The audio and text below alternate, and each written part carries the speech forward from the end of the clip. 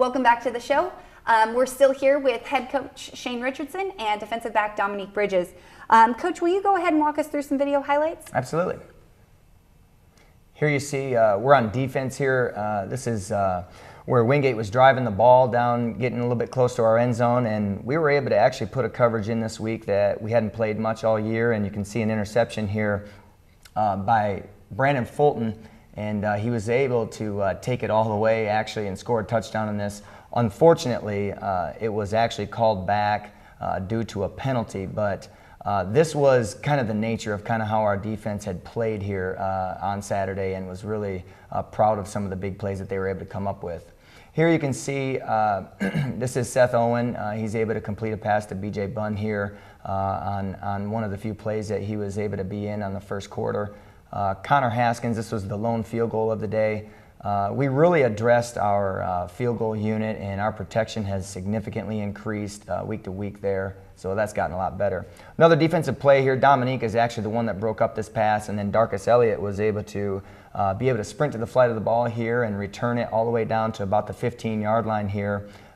Unfortunately, we were not able to come away with points, but another big play by our defense that really kept the momentum going, and just really tried to keep the points off the board from Wingate's offense.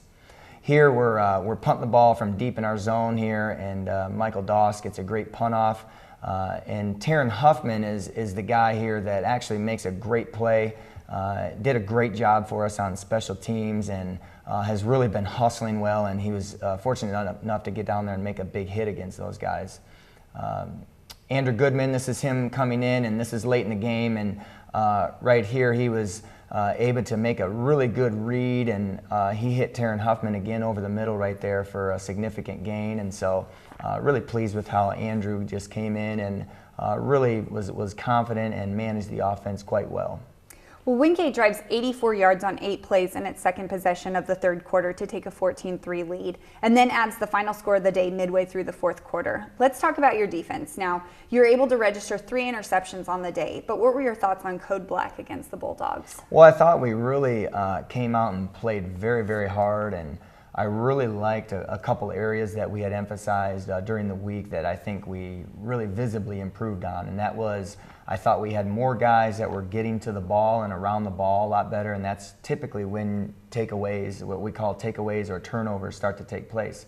And then the other area was just the enthusiasm that we played with. I thought the defense really played with a lot of energy and really supported each other, and were very enthusiastic about what we were doing out there. And so I really felt like, if we could continue from the first half of what we were, trying to do offensively, I felt like our defense really gave us a chance to be in the game, and I was really proud of the way that they answered the bell. So Dominique, what type of pride do you guys get as a defense in forcing turnovers? As Code Black, our motto is really to get the ball back to the offense as quickly as possible, and when you cause turnovers, that's really the quickest way to get the ball back to the offense. And doing that, we just take a lot of pride in that, and just being able to get the ball back into the offense's hands and for them to score.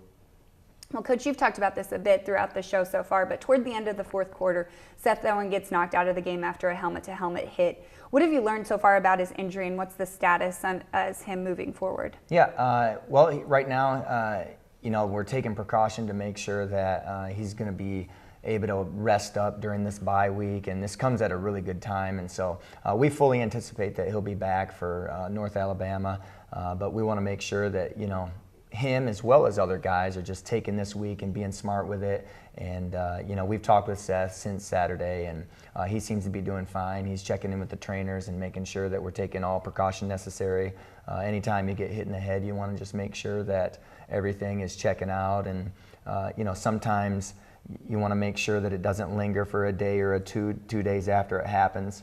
And so we're just making sure that everything is going to be good this week, and we can, just rest him and make sure that everything is good so that we can go into North Alabama preparation fully rested.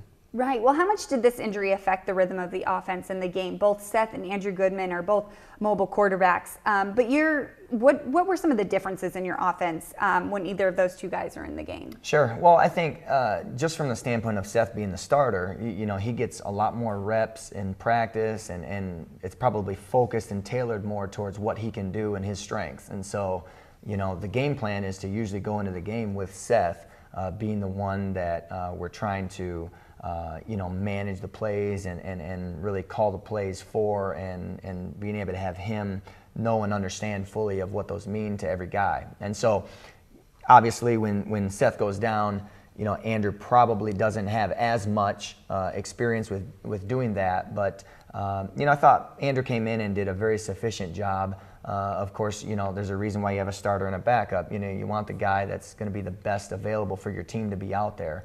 You know, I fully expect that both those guys will learn through the situation, and obviously as a coaching staff we'll also learn how to prepare just as well for Andrew as well. Right.